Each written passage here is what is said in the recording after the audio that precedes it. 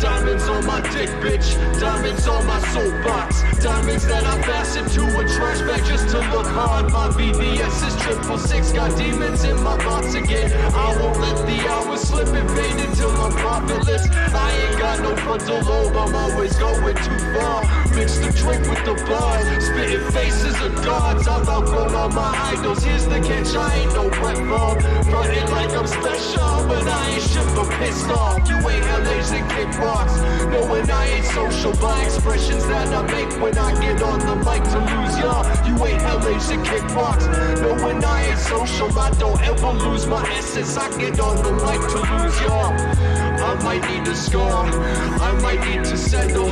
I'ma need to split before I'm speaking on my mental. I might need a scar just to remind me I'm a handful. If you step into my circle, no, it ain't coincidental. I might need a scar, I might need to settle. I'ma need to split before I'm speaking on my mental. I might need a scar just to remind me I'm a handful. If you step into my circle, no, it ain't coincidental. Looking out the window like the haters coming in the horde. Left me with the hole like I was backstabbed on a buster sword. Eyes up on my back in case the homies tried to change their course. Left me with the hole like I was backstabbed on a buster sword. Looking out the window like the haters coming in the horde. Left me with the hole like I was backstabbed on a buster sword. Eyes up on my back in case the homies tried to change their course. Left me with the hole like I was backstabbed on a buster sword. Looking out the window like the haters coming in the horde. Left me with the hole like I was backstabbed on a buster sword. Eyes up on my back in case the homies tried to change their course. Left me with the hole like I was backstabbed on a buster sword. Looking out the window like the haters coming in the horde. Left me with the hole like I was backstabbed on a buster sword. Eyes up on my back in case the homies tried to change their course. Left me with the hole like I was backstabbed on a buster sword.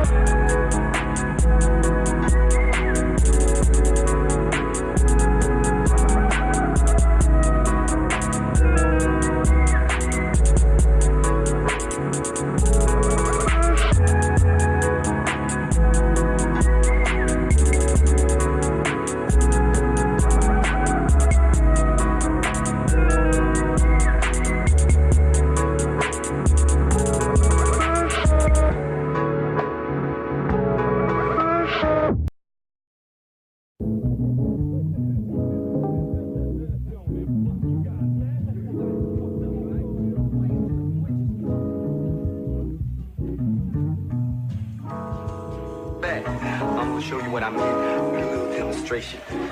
Toss me the board. All right, peep this.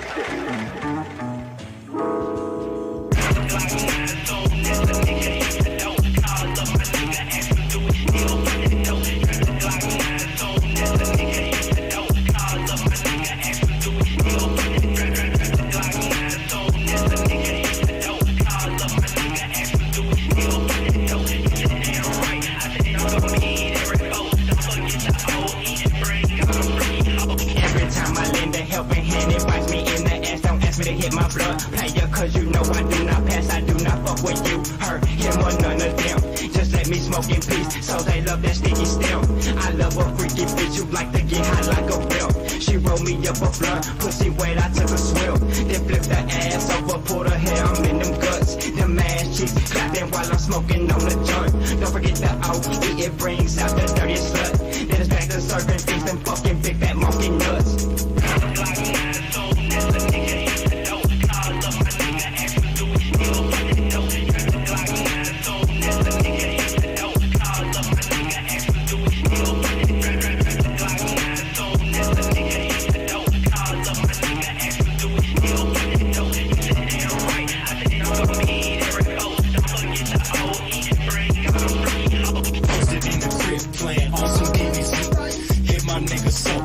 Drop the jump, round 3 till then I'm grabbing my piece for another robbing spree. I got a call from Kruger saying he riding with heavy artillery. Gotta say something to things, back in the pocket, the back of my chest. If you be thinking this shit for free, your ass can catch this blast from me.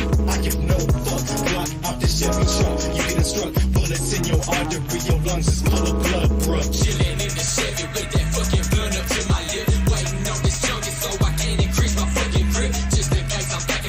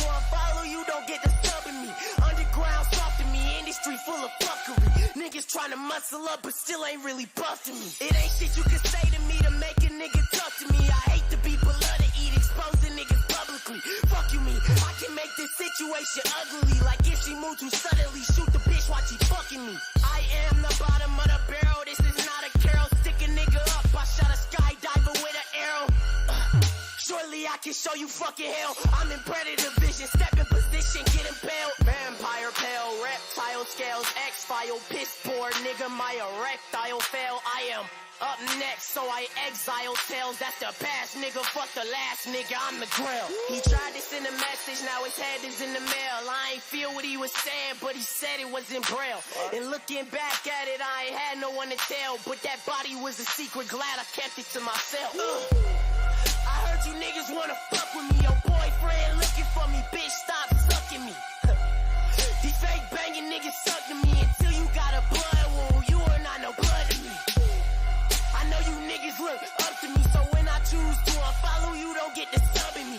Underground soft to me, industry full of fuckery. Niggas trying to muscle up, but still ain't really buff to me. Bullshit, I'm the matador. I can't go for that kick shit when we at his door, but I'll open that. Code 45 in my coat, he can cope with that. Do him like a beef pipe, cause we might just smoke his ass. Full fledged, got a full tech, I will pull press. My ex, she a wish bitch, I might get hacked. Short thick, she's a misfit with a big head. Forceless, fuck a hit list, I'm tryna hit next.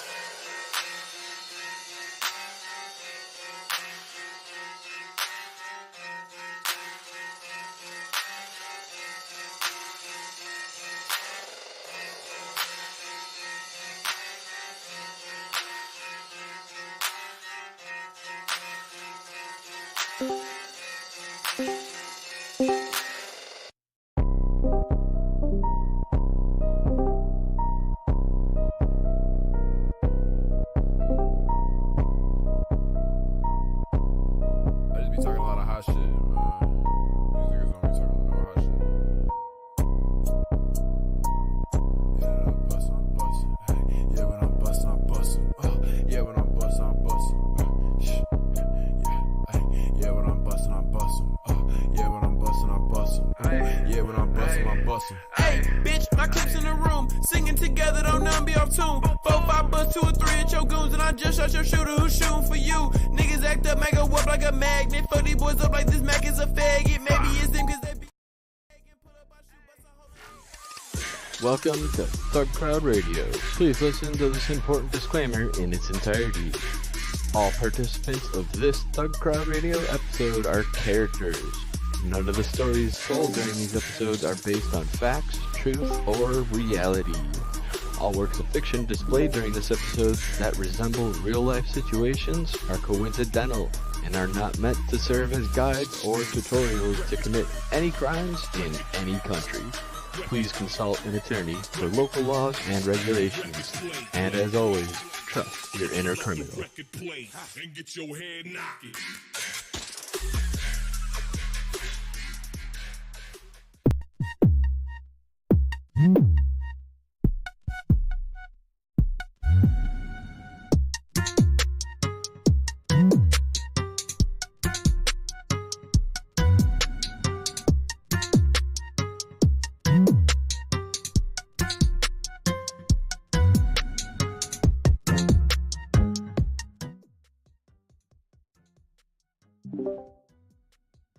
Hey everybody, welcome to another exciting edition of ThugCrowd.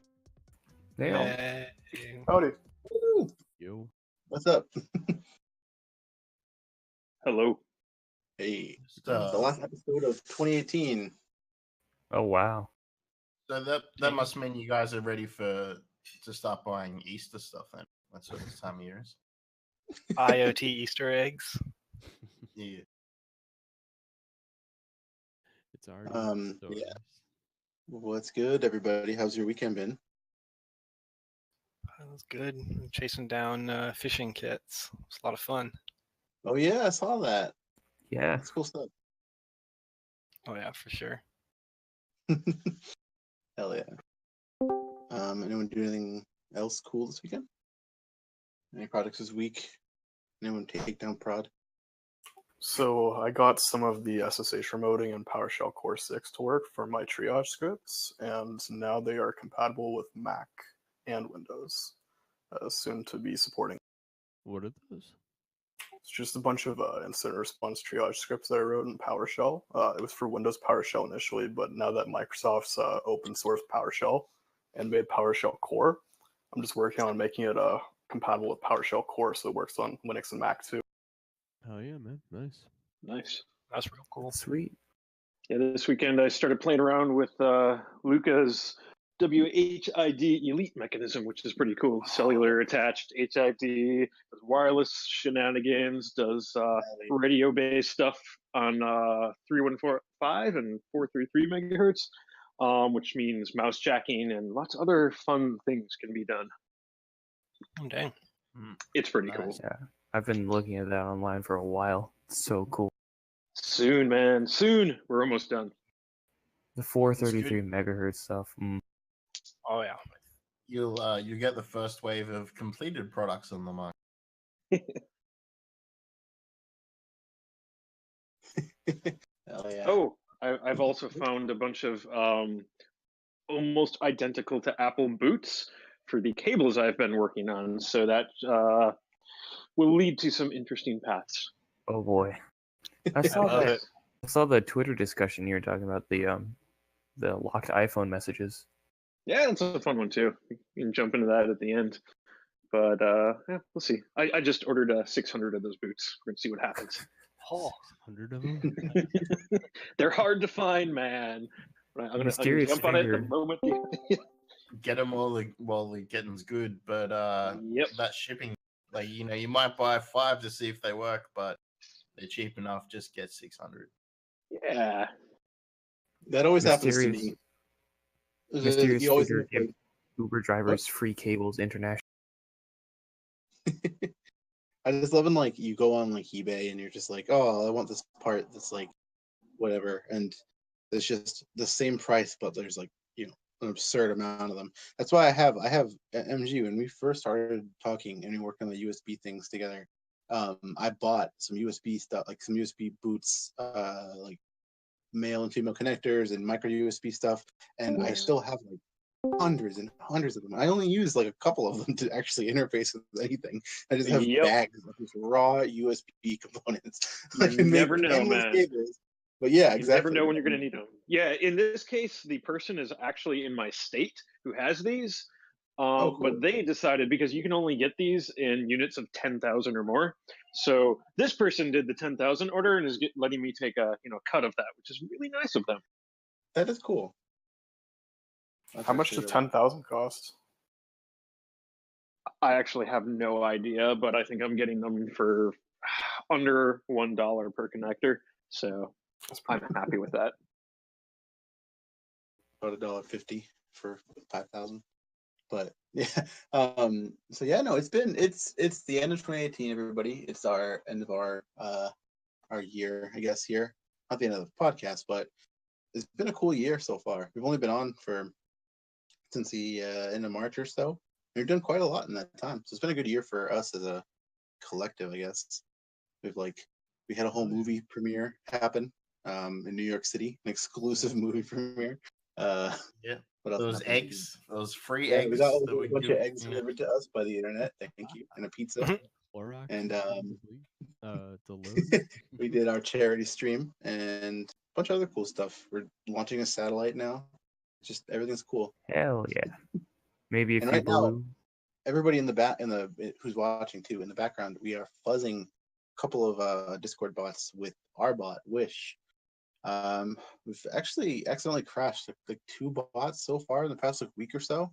Shout out to Plasmaz for dumping some DigitalOcean credentials through a command. That's cool. It was good stuff. Shout out to the stream. Does anyone on the stream know what you can do with the DigitalOcean API token? Yeah, I think actually the answer is that you can interact with that specific droplet. Not the account itself, but you can do stuff with it. I was digging through some of the documentation, but it was just a little too much for me to dive into at the moment. Does it's it like have similar a to Kubernetes cluster on it? Actually, so there was actually a Docker container on there. So this bot was actually really cool. Shout outs to Archmaster who made it. It's it creates a Docker container within a specific channel of Discord, and you're able to run commands on there. But unfortunately, they were all run as root, and there is no filtering on any outgoing connections or anything.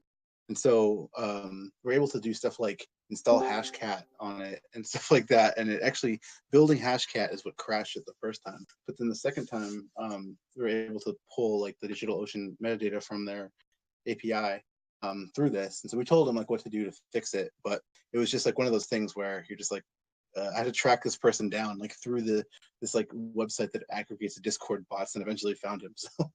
But yeah, I remember. It was apologies for being container mom. Very bad things can happen when you run your Docker containers as root.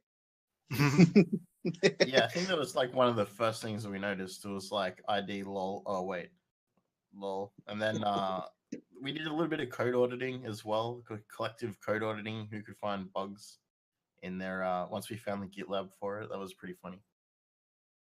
Yeah, but it's cool though. I mean, I think that honestly, I think I described this as an evil QA department. So I feel like every time that we've been able to get something in here, we've been able to try to at least communicate with the developers and say, "Yo, there's an issue. Look at our channel." And so right now, if you see any funny bugs, which actually, if you look at the Bible bot, you can do an SQL injection into it, and you can dump a bunch of weird things. It seems like it's passing it just fine. To be honest, I'd really want it to be this will be one of the upcoming news topics later. But if we could add some nice Bible quotes potentially, put a few little words in Jesus' mouth with an update, and just make use of some access. Yeah, it's not very often you get to rewrite the Bible, so right. The Book of Thug. Drop table, Deuteronomy. Yeah. is good stuff, though. So tonight we are going to be talking about the worst IoT and web services that we've seen lately. And so it's kind of a hard topic because we talk about this a lot, so we don't want to be too redundant. But I guess we'll just go over some of these products, share them with you guys, and be just talking about what the actual implications are. Some of them are kind of obvious, and then some of them are not so obvious, and some of them are just downright awful. So I can't wait to get into that. We should get into our news though before we run out of time on it. Does everybody have the show notes? I think I posted them already in here. But yeah, okay. And also, anybody feel free, if you want to, jump into our Discord. The invite is leet.club. You guys can fuzz along with us in the bot fuzzing channel. Everyone's welcome. So we have actually a lot of bots in there, and some of them don't respond to other bots, which we'll get around later. But it's a thing. So come in and try it out because we have a lot of fun fuzzing bots and fuzzing our own bots. I think as well, like just by using a user token taken from the client rather than the the bot that'll token, be that's pretty much it on the to-do list with everything else. We'll definitely have client token spoofing very soon, so that'll be a feature of the bully command. You lose. Yes. So yeah, all right, let's get into our news here. So the first story that we have on here is interesting. It's basically calling out Cloudflare for providing cybersecurity for at least 7 terror groups. And so this is basically just saying that there are terrorist groups that are using Cloudflare, which clearly makes sense. People would use it. But it's interesting to see that they're calling out Cloudflare for protecting terrorism by saying that because they use their services, they're basically being complicit in the terrorist activities, which I don't know. What do you guys have any opinions on this? Because it's like they're just they're providing a service, but then people are leveraging it, and you can't always monitor every single thing that every single person does on your millions of customers. Was this a thing where Cloudflare knew who they were providing this for, or is it just it happened to be that one of the users was this and Cloudflare didn't know? I think that it's more that they didn't know, but I mean, people knock out and report terrorist domains all the time, and they have to, migrate their stuff. You can't just be like ISIS.com and just like expect to not be like shut down immediately. So I assume that they're probably migrating and doing a bunch of different tricks, but. So Cloudflare registration though, is basically like get an email, like have an email and a domain ready, click, modify your NS, that's it. And that's free. It will do strict HTTPS to HTTPS stuff. And if the domain has never had any history prior to being on Cloudflare, then it's very it can be sometimes difficult to unmask. There's previously been in the past there was different techniques of unmasking stuff behind Cloudflare, but now a lot of it relies on historic DNS records. So there was a service called Crimeflare. Help though, right? Without Cloudflare's help. Yeah, well, there was a service called Crimeflare. I don't know if it's still up, and that's basically the goal. Was you enter evil domain and you try and see if it'll try and pull history out of its DB and see what it has there for you. That was basically the premise, was that hey, criminals know about Cloudflare too. So I think this is really just an extension of what they already knew, and it's not really anything new or anything Cloudflare could be blamed for. But yeah, DNS syncing by law enforcement is also another tactic that does come. The insinuation, though, in the article is that Cloudflare is suspiciously allowed to continue operating, even though they're hosting terrorists. And I think the insinuation is, well, Cloudflare must be working with the feds from time to time. And to that point, I actually wouldn't doubt it at all. I don't know, but I wouldn't doubt it. I think they're considered a service provider, they're not the same as hosting the content because they're proxying it, but I suppose there's that level of caching as well. So they're not, they're not straight up running terrorist web servers or anything. Well, this is like originally started like 3 years ago. In 2015, there was a whole outcry against Cloudflare hosting ISIS content or serving ISIS content. Didn't they recently decide to take certain customers down due to their content? Yes. So that kind of screws them in terms of, we're just the independent provider. We have no control perspective. Yeah, they terminated the Daily Stormer. Yeah, I think there was a bunch more, but yeah, as an example, yeah, for going after ISIS. It's definitely a thing though. If ISIS go and register, like, I don't know, some domain that is absolutely seemingly irrelevant, and then it's like some soul that's using it for something else. It's no different to somebody hosting a HTTP ransomware CNC or something that hasn't been detected yet. Like, it's just a new random domain. You don't really know until you know, right? Because so, yeah. So the next story that we have on here is the Signal saying that they're not going to comply with Australia's new bill. And so this is like the first example, I guess, their first public example of something really big, like Signal saying they're not going to comply with the AA or the bill for that would. Yeah, I don't know how to describe it, DNZ here, but yeah. So basically, there's certain requirements that can be asked under in the bill, and in my opinion, this is one of the things in the bill that I wasn't too worried about happening, specifically by companies like Signal, Google, Apple, Microsoft, and others that have gone out and said that they won't do this already. But this is the case of where all the jokes around this came in that were like, the laws of Australia were more important than the laws of mathematics and stuff like that. So this is a case where it's not really practically possible to do this, and the company is probably not going to comply anyway. And then, the government has to say, well, how do we block this? Do we block it at the App Store? Do we try and, block domain fronting on every CDN ever? Which, as we saw with Russia and Telegram, that turned out absolutely fantastic. So this isn't specifically a case, I think, like that is going to be solo, and I don't think it ever really was going to, like, this particular type of thing where the company like Signal is complicit in doing this type of thing. It could be a case where maybe a telco or somebody could make sure that a version of an app was pushed out from their mirrors or something like that. But Signal themselves were very unlikely to ever comply with.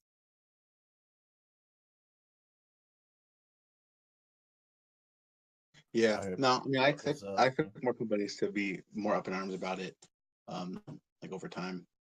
I don't really know why anybody would just be like, yeah, this is cool. Like, yeah, definitely. I mean, so there's like I mentioned when we talked about this a couple of times, there's other stuff in the bill that is more concerning, specifically referring to things like specific people with reasonable knowledge or capability and other things in there, not necessarily an app company like Open Whisper Systems. Then that's companies who have money, Google, Apple, Microsoft, like they're gonna push back against this stuff. So yeah, I'd argue that it's probably not Signal that they'd be even thinking about in drafting that bill. It's more likely to be WeChat, QQ. Yeah, which don't have that same individuality, where they're more controlled by something else that's going on and whatnot. Yeah. Next story that we have on here is a Twitter drawing concern over 2 new bugs. Privacy concern over 2 new bugs. This one is interesting. This is just about basically enumerating the country codes of certain accounts' phone numbers, and it also, saying that it revealed that there was IP addresses in China and Saudi Arabia that were trying to do this. It's a very small amount of data, though, being able to enumerate that, but interesting nonetheless, though, that people are trying to get into that. There's also an OAuth flaw as well. What this one was, I confused two of them because I read another article about I forgot about the plain text password one as well. But yeah, did you guys hear about these bugs? I briefly read about some of this stuff, but I think this is kind of stuff, the plain text password stuff. Like, when was it? Earlier this year, like it was some months ago. Like it was, I think, during the show when we all got notified, or like just before the show, we all got notified of, update your Twitter password, blah blah blah. And why wasn't this sort of picked up then?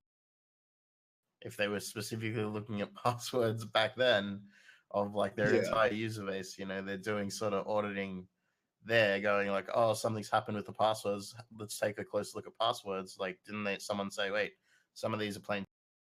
We still support login for people who have plain text passwords. Like, what? Yeah. The other one here too, though, this OAuth one, I remember this one now. This is it was basically authorizing like a sketchy third-party API apps that you would basically have to like do some pretty tricky social engineering to actually get somebody to use.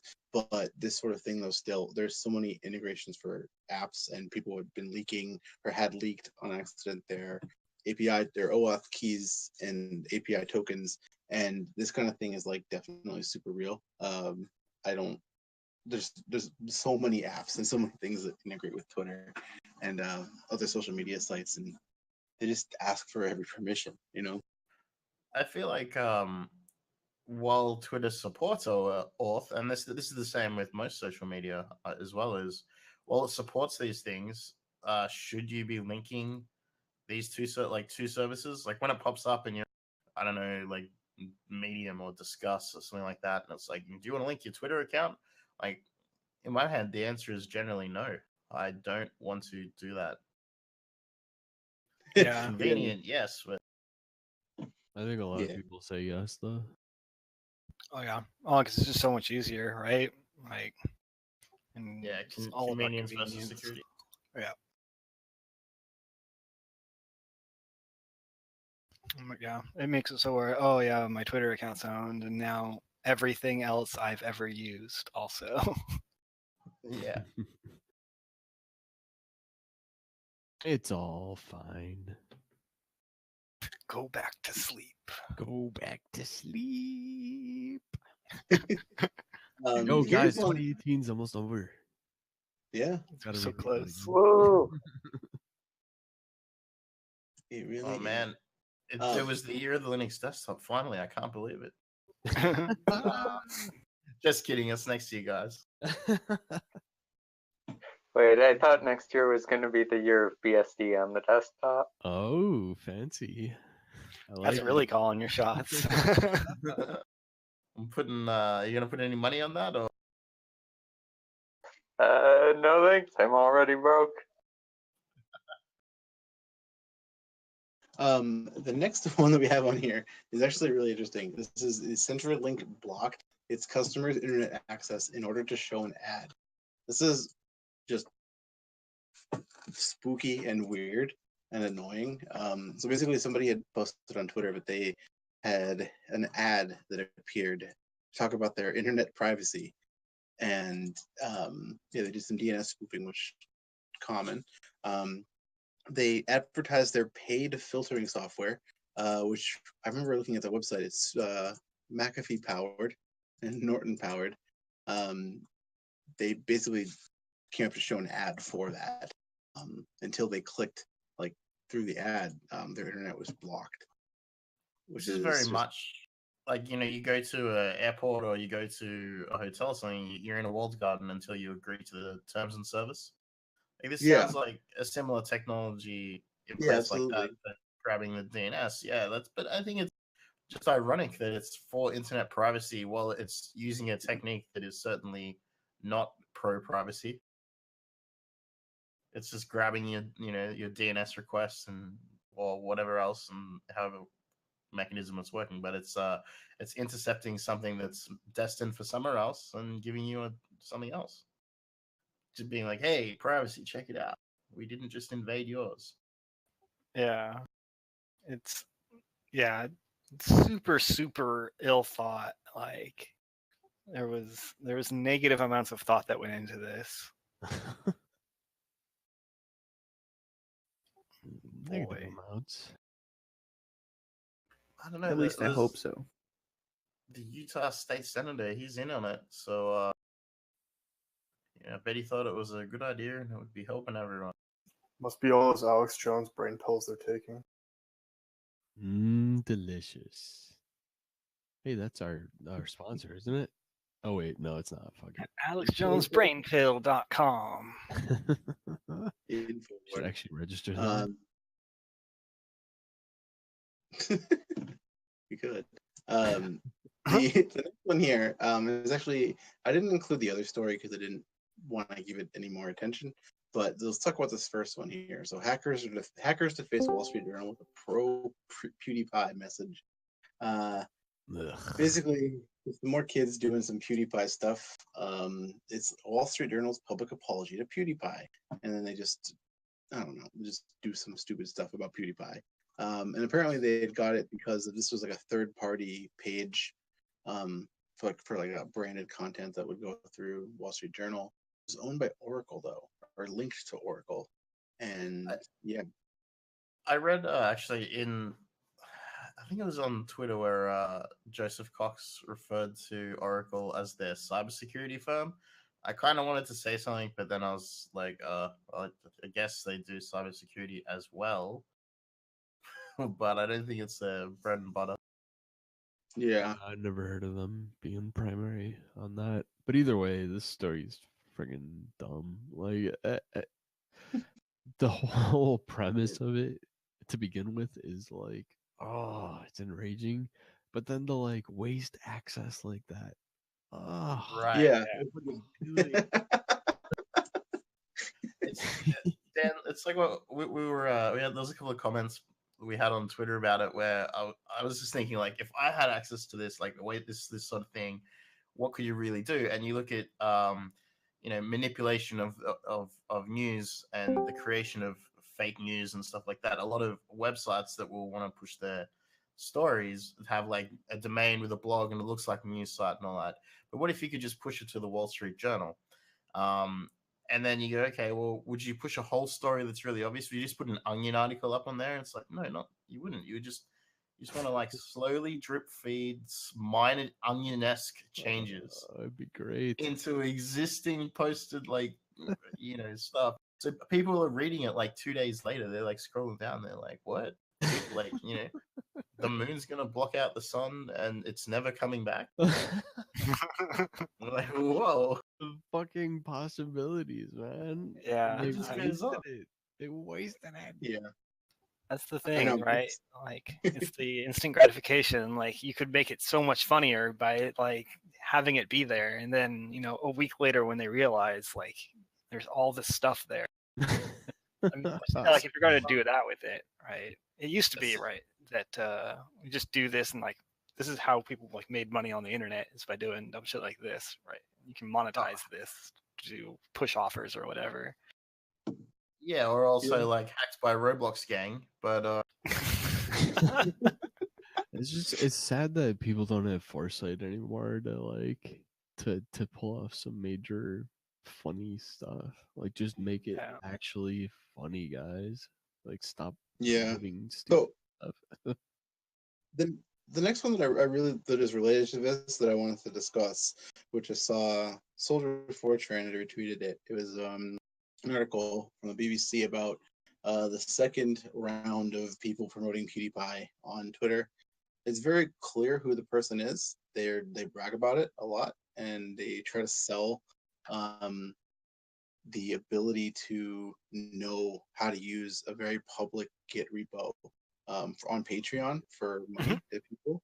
But so they had called up BBC and they told them that there was an additional vulnerability, and it had to do with bricking the printers by writing to the NVRAM a bunch of times with a loop using PJL. And so Yeah, it's all in the framework. with that, it's like a very not realistic thing to try to do, but it's also what I was trying to. I was like, I don't know why. I mean, obviously, it's because you read the very first page of. If you Google how to do damage to printers remotely, that's like it's the first page is about this. So if you what's it called? I lost my train of thought here.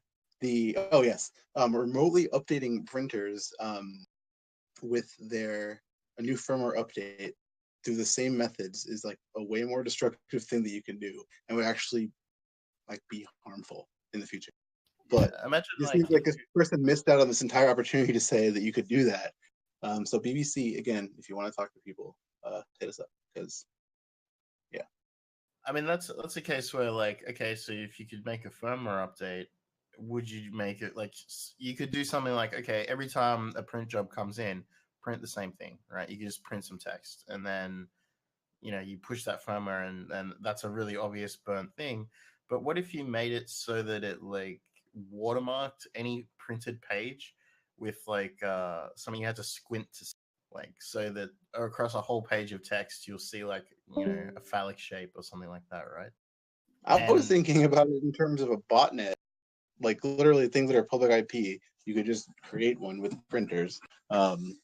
I think that's a way more realistic and scary scenario that the aforementioned person did not mention. What about like exfiltration of like print jobs? And that as well. Yeah, and also that backdooring and exfiltration of printer data. All that stuff is completely 100% within the realm of stuff. Printer security is a very, very serious thing, but it's annoying that it's being framed now with just subscribe to PewDiePie because we don't want like Indians to win the internet. Sorry. Also, I actually subscribed to the other one out of spite. Oh, I did. I really did. If ThugCrowd had a YouTube channel, we would be subscribed to them as well. They have some culture. So the other thing with printers as well is that the multifunction options also mean that they're like often scanners when they're network connected. So if you can take copies of scanned documents, then you're more likely to get things like scanned passports or identification and things like that. So sensitive documents, all that kind of business, Yeah, absolutely. So yeah, for everybody who doesn't know though, definitely try to, if you have printers that are somewhere, like use a firewall, turn off remote features, like log into the printer. It's already, you can log into it from public IP. Turn off that stuff because it's not necessary. And if so, if you keep it up, you're just going to have more and more people printing PewDiePie messages to you. Yeah, it's like the old fax stuff where people just war dial and print pages of black until it stops. Yeah. I did a scan recently of just one of the ports too. It was like 9100, and there was like 2 million printers, or well, at least 2 million hosts that responded on 9100. That's only one of the ports. There's like 3 or 4, right? Yeah, there's also cups and there's some other stuff as well. It's ridiculous. Yeah, no, it is really ridiculous. It's like a really amazing free channel to spread whatever the fuck you want, because man, I don't think people realize like quite how easy it is. It's ridiculous. Yeah. You don't have to war dial either. You just have to just one showdown. Right. Yeah. Well, true. It's such a low barrier to entry too, with stuff like prep. What'd you say there? You cut off. Oh, my bad. I was saying it's just like it's such a low barrier to entry with tools like Pret just kind of laying around. It's a really badass tool though. I was using it at work today. Oh yeah. and I was like, should I change the LCD panel to say ThugCrowd on it and then take a picture of it for the show tonight? I'm like, I like my job. No. I mean, actually, I was on an engagement with a printer, and I did put it had a little touch screen on it, and it happened to have a browser, which I figured out was running I guess gecko rendering thing, and fancy. Yeah, I put digital gangster on it really briefly and just took a picture and then like closed it off. That was pretty. But back before, I think it was during DG is Dead, 2017. Rip. F. I'm pressing F.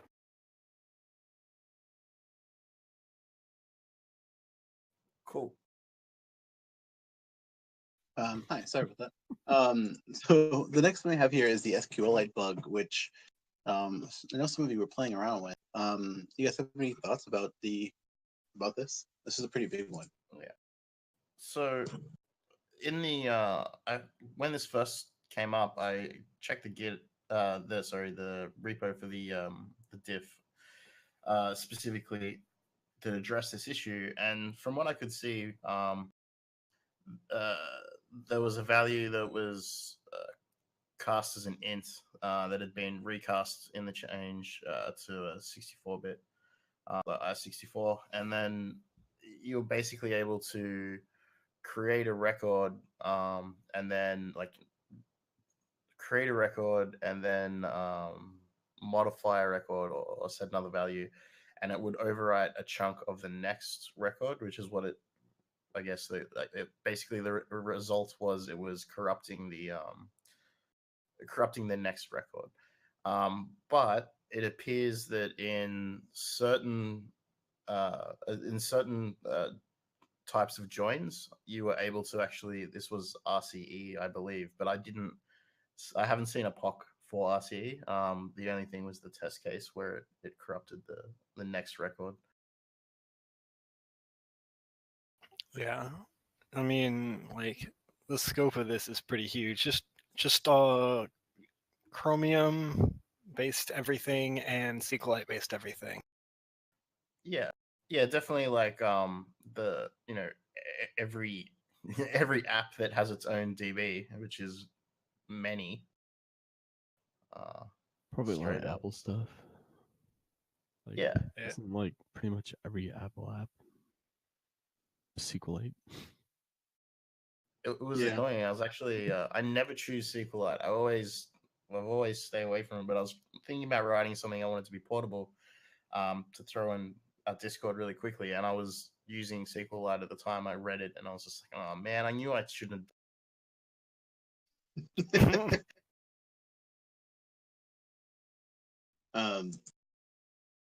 Hold on one second. Yeah. Oh, sorry. The next one here that we have is pretty funny too. Just because just watching Mark Zuckerberg now as he tries to just navigate through every single time Facebook does anything wrong is just really funny. Because he just people just know now that he just I don't know, Facebook just doesn't give a shit about anything. They're just trying to back up and just give the most cold corporate response is just really funny. But yeah, so this one here is Facebook believes that 6.8 million users could have had their photos accessed by third-party developers, but they didn't share public.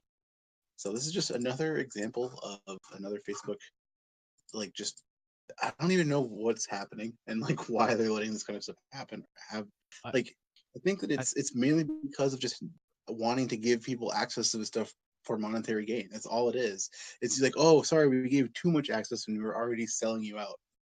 I think they just managed to somehow keep a clean image for way too long.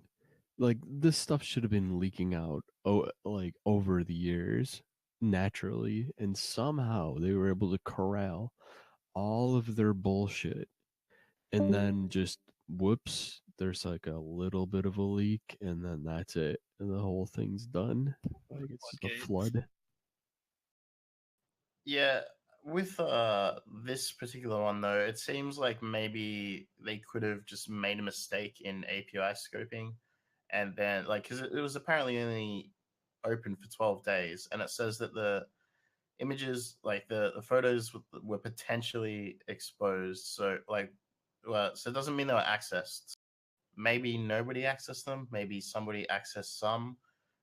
Maybe lots of people accessed individual ones, but nobody. There's no indication on. Yeah, it says the photos could have been accessed by 1,500 apps built by 876 developers. So I think in the grand scheme of the numbers on Facebook, that's not so huge. Right.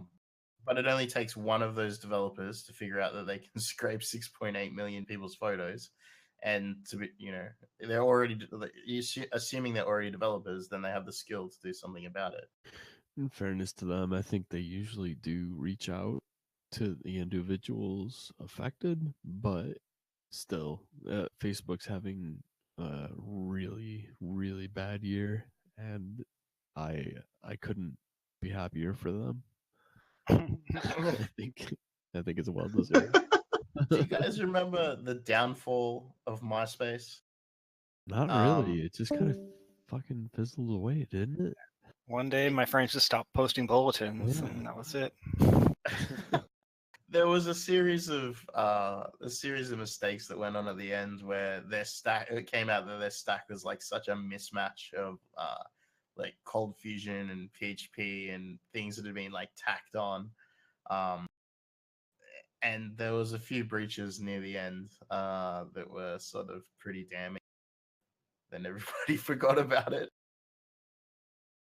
I think everybody just got tired of the awful, like, it basically took GeoCities to the next level and made it accessible to your grandma and your aunts and uncles, and so they all had GeoCities pages that you had to look at that played terrible music and terrible pictures, and ugh. And now it's even worse. Now it's all on Facebook. I think the top 10 friends thing was always a really big, or top 8 or whatever it was. And it was like, it was the top 8. Oh, like, yeah. Put me in your top 8. Look at my top 8 is these like people or whatever. It was People like just get so upset about it too. Right. Great. I remember when they did a promotion with the movie 300, where they upped your photo limit to 300 pictures.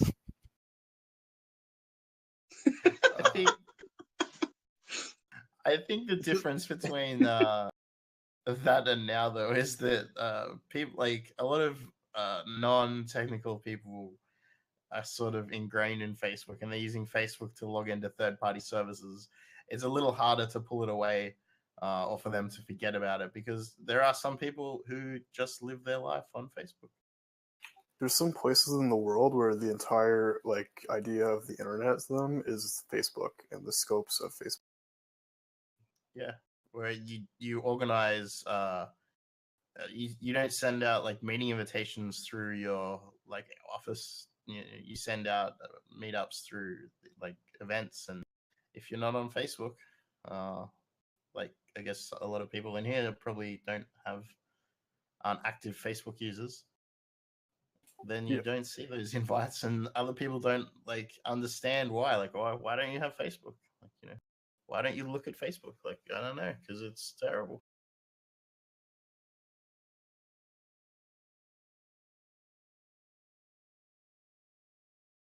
Hey, so the next one here we have here is awesome as well. This is Microsoft admits that normal Windows 10 users are just testing unstable updates. It's just so funny. Like some of the bigger issues people have had, like the files getting deleted and stuff, those were all just beta testing. I think the funniest thing about this, yeah, that's great. But have you ever had someone say to you, "Oh, my computer did this weird thing," and you're like, "Okay," and what would it be? And you're like, "I have no goddamn idea. I've never seen that happen to anybody. You must have done something." And this is, maybe they didn't. Maybe they're just beta testing. This is like the ultimate, like, today in like big corporations don't give a single fuck about you. Like Yeah. Like, grandma, like, she's gonna be testing the latest unstable kernel update, and she might blue screen every 5 minutes, but that's all right because then we'll find out about it. Yeah. Send feedback. Yeah, and it's like this. Like the funniest part is like a lot of this can cost people actual money, right? Like when they're like, "Oh, my computer broke. I have to take it to someone who knows what they're doing, and I have to pay money to get someone to fix it." I actually just want to point out, I love the stock photo in this image. It's a man looking at his computer, and he looks very upset. Like, what the hell? And it's a Mac. Excellent. Good selection. Oh boy. This also ties into the Windows O Day that was has been apparently leveraged by some new group. I didn't read too much into this, but apparently there's 2 different vulnerabilities that were. One of them was this attack the kernel transaction manager, and the other was escape. Yeah, no, that one is escaping the sandbox of Chrome and Edge web browsers. I forget what the other was though. But did anybody read into these actual CVEs? Yeah, it's Windows stuff. Where's Zuff? The Zuff signal. But yeah, no, they're just interesting. 2 new ones that were just being exploited in a while. Yeah, I think though that this is just another one on the pot sort of thing, almost. Yes.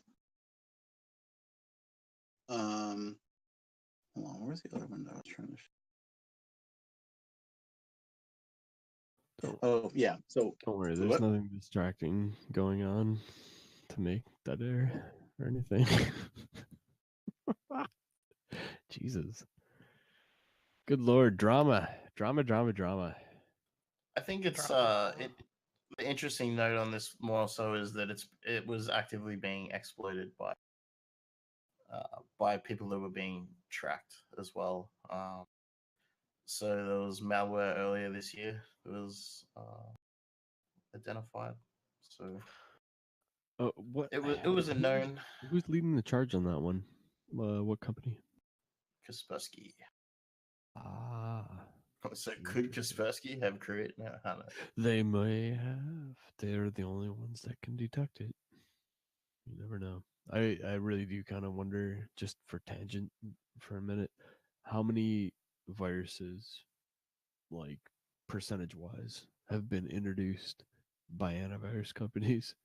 You really gotta wonder. Yeah, it's age old argument, right? That's how they sell stuff. Yeah, create your own customers, right? Right. Same with DDoS. My Taco Bell's here. I'll be right back. Hell yeah. Yeah. There's little Apophis boys to sell you to sell Cloudflare. The another really funny one that I wanted to bring up from the show notes was the HSBC bank password thing. Did anyone see that on Twitter? Basically, oh yeah. So you basically can enter any additional characters as on a password, and it's just accepted as a successful login. And the HSBC does not classify that as any issue at all. But it's just like one of those things where just like, how do you even do that? Like, how are you comparing it? It reminds me of like the way the old Microsoft password used to work, where like it didn't matter like length or anything as long as it just got truncated to 14 characters and split and all that. Also brought to uppercase, like stuff like that. We're just like, are you using that somehow? Like, I don't know. Yeah, I think it's pretty known how to write password comparisons, like securely using many different methods. Like, there's a lot of different ways to do it, but there's some known ways that are known not to be trash, and there's some known ways that, like, you know, if you just have some guy writes you this really weird password function, and you're at a bank, so that you're assuming there's a level of code auditing or something going on. you would imagine they go like, that password function is really weird rolling your own. Do you think maybe you could use something that we know works? Yeah, you would. I mean, yeah, you would think that like this wouldn't be just a thing in general. Like it's harder to write something like that bad than it is to right. Right. And Yeah. just take like some dumb code. Yeah, like implementing bcrypt isn't very hard, and you want to do a 25 pass bcrypt, you automate. It's like got built-in salting and all kinds of stuff. We know that that's not bad. We Yeah. don't know it's the best, but we do know that it's difficult to crack. And if there's ways to handle it. Yeah, it's like dedication to being mediocre is like what it comes down to. Right.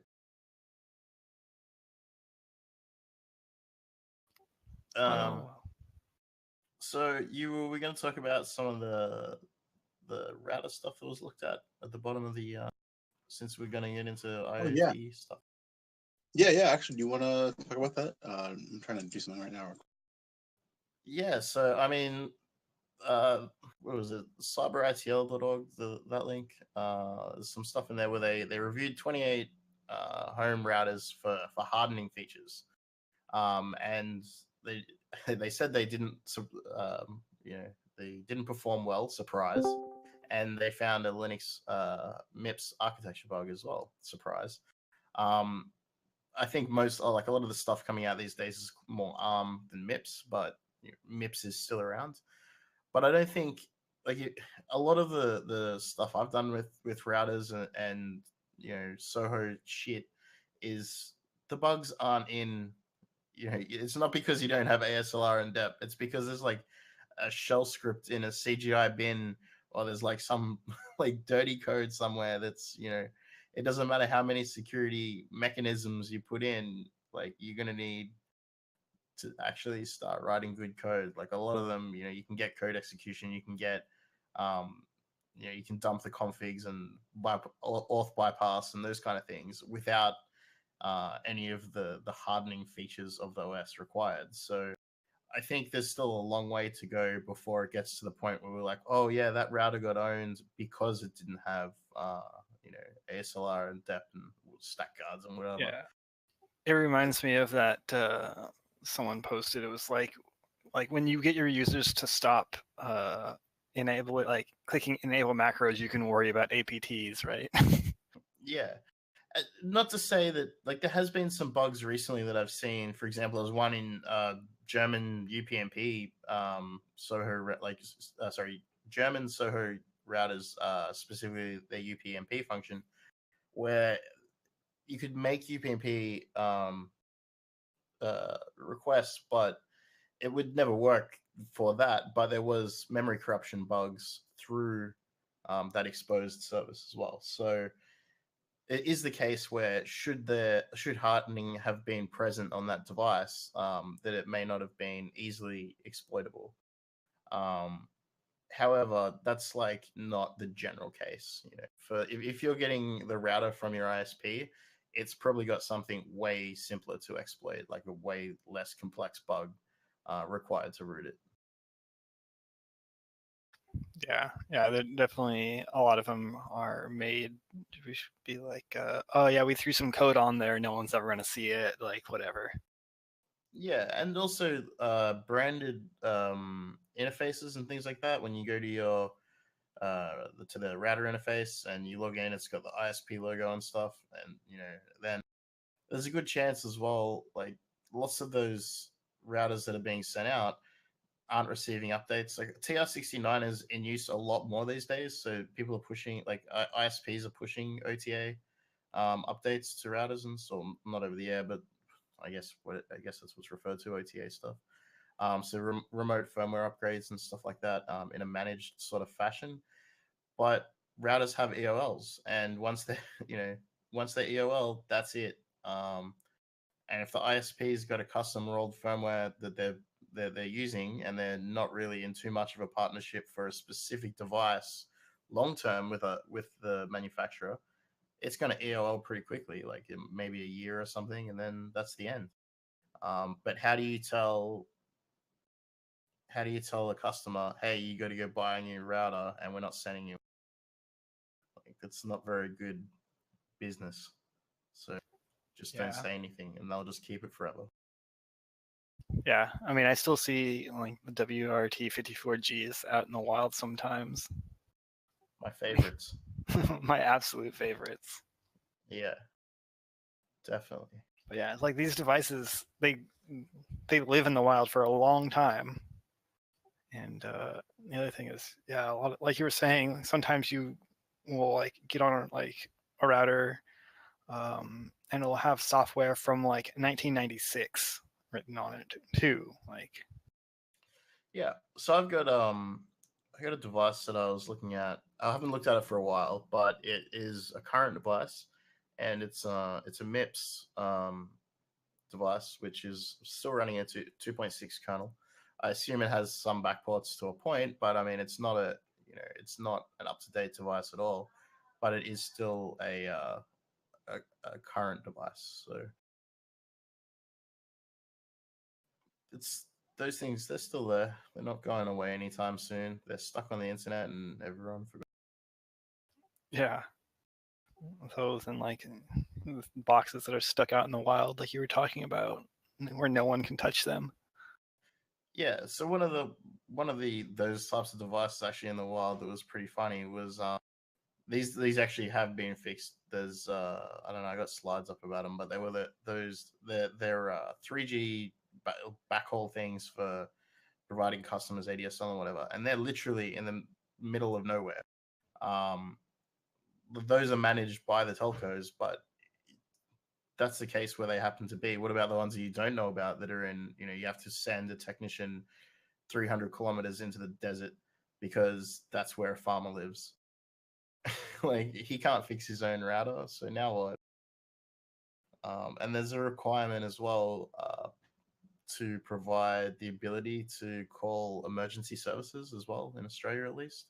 So that's a case where the telco would need to, have someone troubleshoot a router or something. And if there's no reason to troubleshoot, then they never look at it because it works. Nice. Someone in chat just said ISP bragged about 20-year uptime. Yep, that sounds about right. Hey, IQ, were you talking about year of the BSD router? Yeah. I guess that's most Juniper stuff, right? Is all BSD based. Man, name I haven't heard.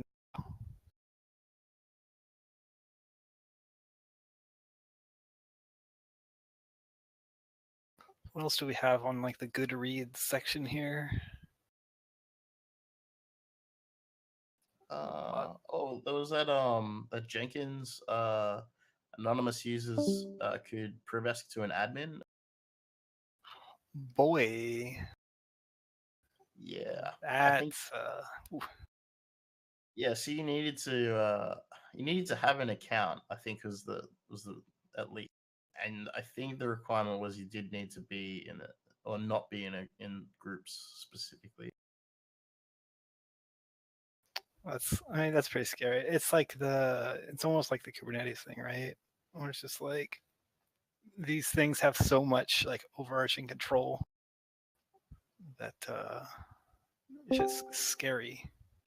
Yeah, there was a funny one. It was in OpenStack where there was a group enumeration with the federated logon, where if you were in, so we would basically populate your groups and your cloud services based on external groups that you're with LDAP or whatever. And if you're in no groups, it happened to put you in every group. So and that included admins and cloud managers and stuff like that. So so someone says Jenkins by default has normal users as admin if registration is open.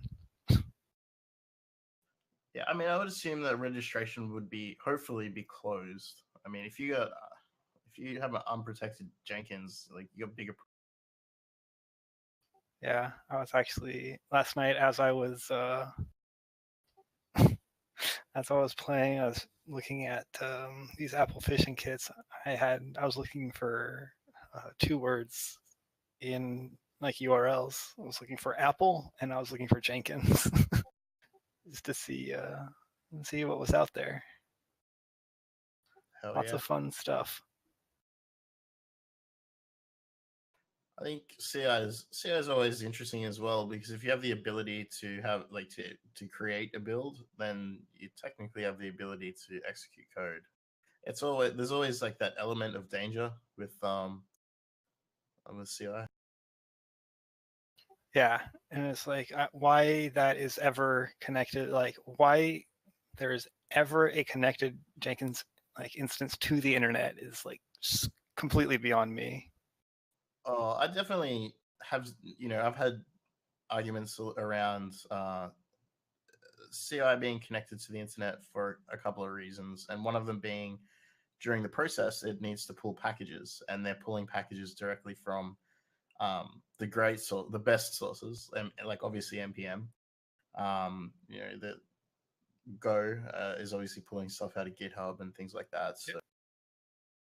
Oh yeah, well I mean just like publicly facing, like I've seen like Jenkins dot. It's like yeah, like not natting it or anything, just giving it a domain and a raw IP and being like, "Sup, guys." Yeah, it's like that's playing it pretty fast and loose. Yeah, I definitely think it's, if you're gonna deploy that stuff, at least nat it behind something, and if possible, use internal mirrors and update those mirrors yourself, and pull in just the packages you need, so that somebody doesn't left pad you. Good old left pad. Yes. Hey, so everybody here also, just remember in the cheat code section to check out the Broken Crew Discord exploit. It's quite a doozy. So, but yeah, do you guys want to get into talking about our IoT stuff? Wait, Discord exploit? Where's this? It's in cheat codes. Oh man, I'm closing Discord right now. See you later. But yeah. So I have this list here, and so we were kind of just putting it together because there's just so many. I'm gonna throw this into voiceless voice so that we can go over it together. Oh yeah, the link had to get updated, I guess, for the Discord exploit, but it's there. Peace to Broken Crew. So yeah, basically we wanted to do a countdown, or not really a formal countdown, but just discuss some of the funniest IoT products that are out there right now. It's IoT as well as just sketchy data services that exist, like parental spyware and like giving your DNA to random people, stuff like that. I guess we'll just get into it. The first few of these here are just really dumb, and they kind of get scarier. So yeah, does anybody have any thoughts before we start on this? Internet of shit, let's go. All right.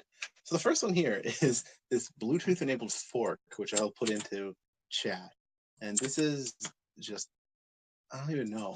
It's just, so when I look up like Bluetooth-enabled anything, it just, I don't know. I just feel like there's such a glut of products. There's so many, but it's just out of control. This one is currently unavailable. I had another one that is similar to this, but it basically, you upload your eating data for analysis and coaching. And so the data is uploaded via USB to your online dashboard to track your progress. It's healthier eating habits. I don't understand how a fork could help you get better eating habits, but having your eating patterns of when you eat and how much you use your fork is just a very weird thing to give to anybody. It's not going to help when your fat ass is fucking shoveling ice cream into your mouth with a spoon. Because it can't differentiate between the items. You could be eating, fried chicken, or you could be eating a salad. It doesn't matter. as long as you're just using it. It just seems like something that you're using to just collect data about people eating. That's pretty much all it is. Yeah. Is it how much is it getting like the weight of like how much is on the fork? Because like, by weight, like how fat your fingers are, you mean, or what? Yeah, like how maybe you're missing a few fingers or something, because I don't know, man. Do this. There's so many questions. This reminds me of every time someone says, "Oh, I have $1 million idea, but I don't have any money, and I need you to do everything." Oh, I fucking hate those people. I'll give you part of it though. Yeah, you can put it on your portfolio. Yeah, it's like the Shark Tank stuff. Like, which one of the items that we have on this list here is Shark Tank related. But yeah, it's just one of those things where it's like, why? Why? The only thing that will come out of this is a company will make money off of selling it, and you just bought for some reason a $60 fork.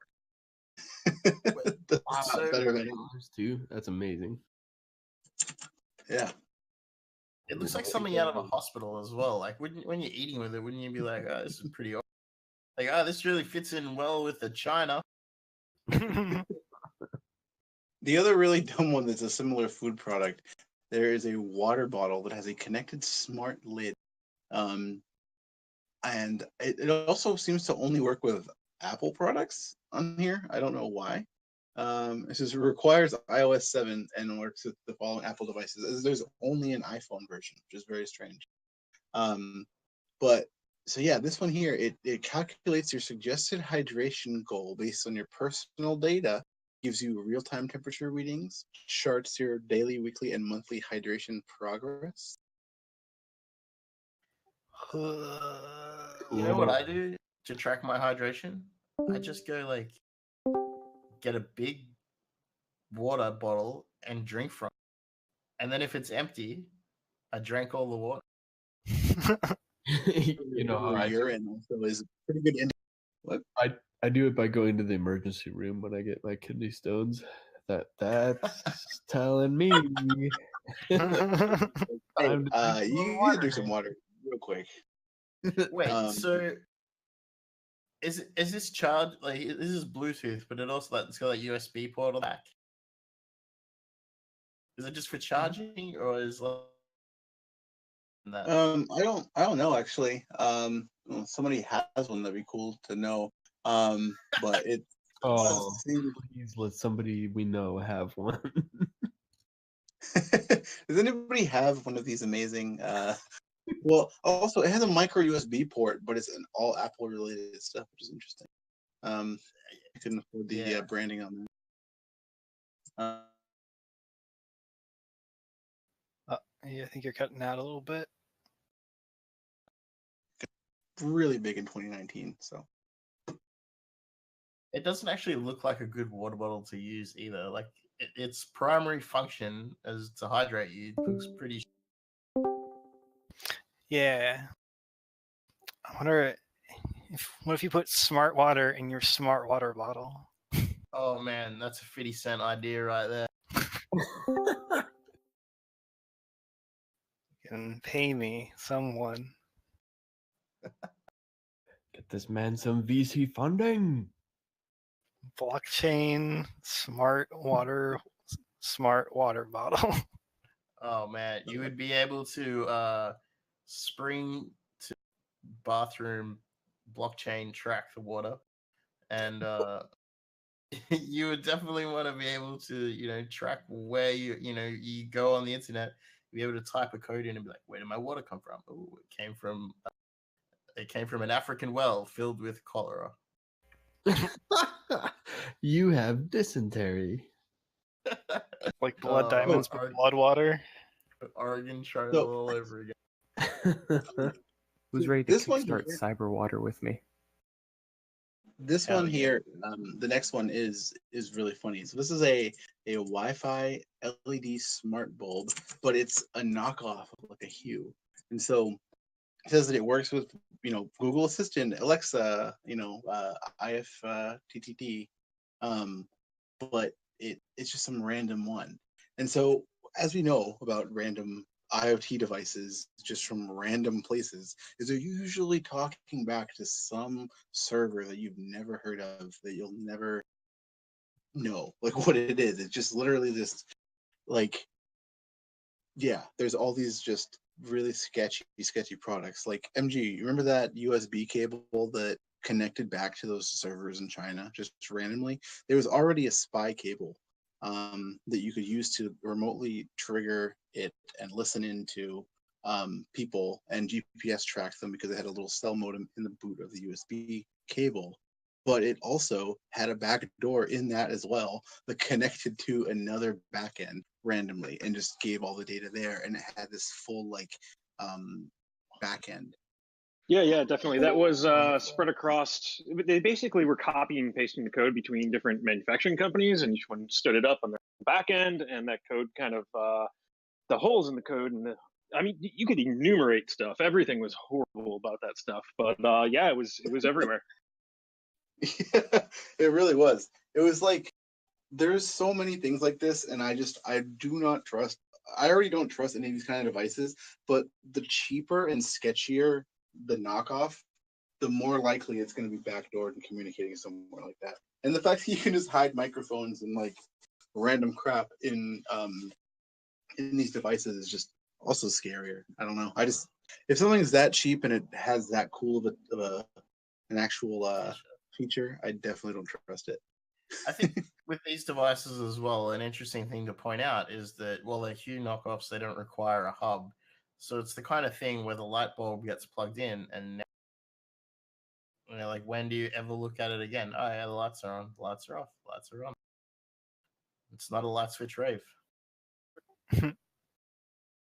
I wonder if they have their own app too. Should be interesting.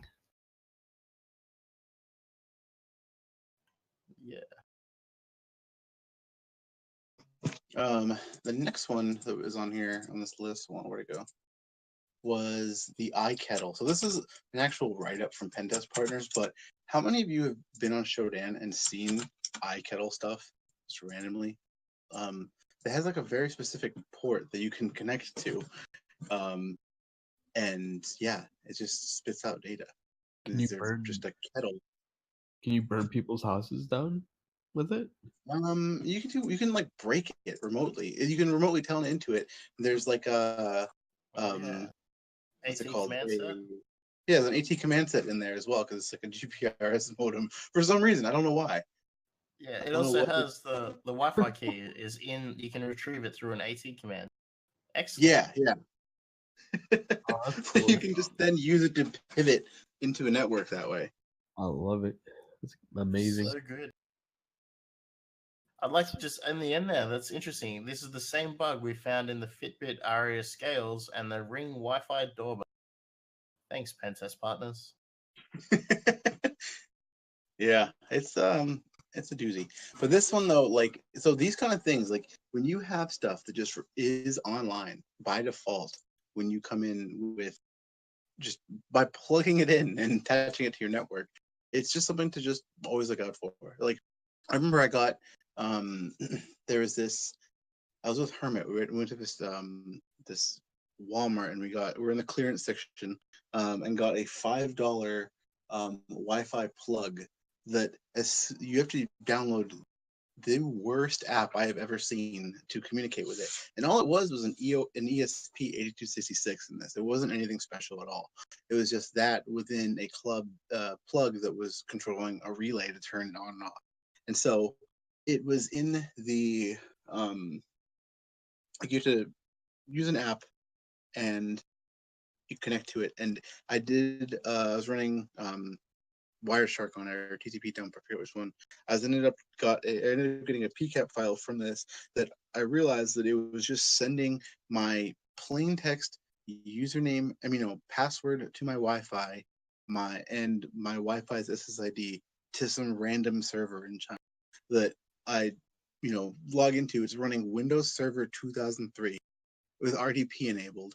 I'm just like, why is my data coming here? Like, why is this all being exfiltrated to this weird, horrible server that I wouldn't trust anything personal on at all? just just reminded me of that really bad. But I think the main thing there is that you were able to say, "Oh shit, this is weird. Oh, let's look at it. Oh wow, it's on this like crazy Chinese thing." Whereas everybody else who bought that product, because you weren't the only one, they took it home and plugged it in, and they're probably using it.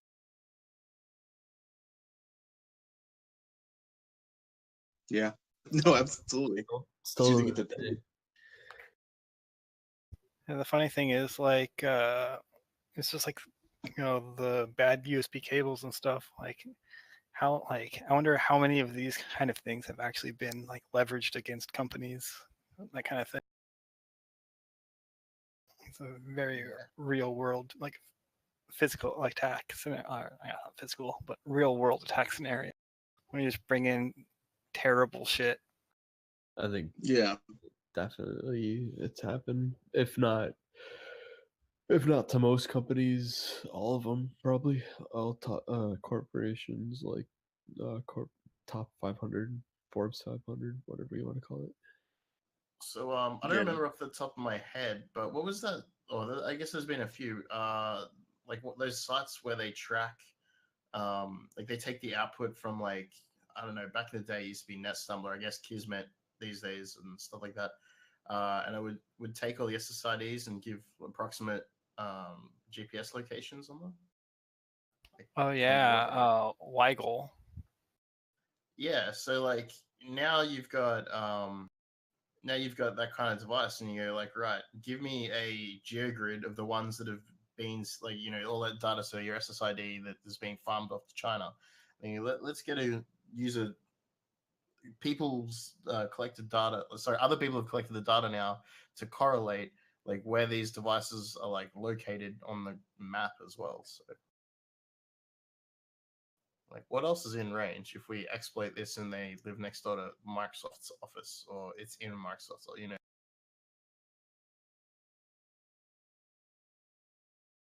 Yeah, you gotta wonder how much they find on with their blue teams or monitoring or whatever. Like how many times did they find it, or is it automatically even blocked by vendors as background noise? But in actuality, it's serious espionage stuff going on. Pretty interesting stuff to think about. I'm fighting a serious fucking sinus headache right now, so my bad. And I sound like garbage. I love it. I can hear your sinus plucked up there. Yeah. Yeah. little Need bit nasally an there. IoT tissue. Yes. Yeah, to analyze how much comes out of your nose at a time. The average weight, sends it back to China. I'm gonna do it on my keyboard and hope that it's collecting the telemetry, because it's a Apple product, so I'm sure it is, right? Like it's gotta be collecting the telemetry. Like how fast did your sneeze really come out? Do you think that's harder than your friends? Yes. Oh god. I can just imagine like 7-year-olds and like the sneeze challenge. Reminds me of that app where like the entire app was like to throw your phone up in the air, like see how high you could throw your phone. That was a POC for maybe a Google device, I think, an Android, where they were like, yeah, you can throw your phone and it won't break. We don't suggest that you actually do this, but like you can see what the accelerometer captures. Yeah, I just remember the story of it being yanked from like the Play Store, or no, yeah, like the App Store, because people were just, obviously breaking their devices by throwing them up in the air. Yeah, people often, don't really think past what the instructions say. Like, maybe if I throw my phone, it might break. I know the instructions say it's fine. Oh, that was the on the App Store. There was the iPad scales. Do you recall that? Like, oh god, that's good. Yeah, people stood on their iPads and they fucking broke. Surprise! There's the good old like, oh yeah, a new feature of new iPhones. You can charge it by putting it in the microwave. Yeah, might have trolled a few people with AA batteries in the microwave charge.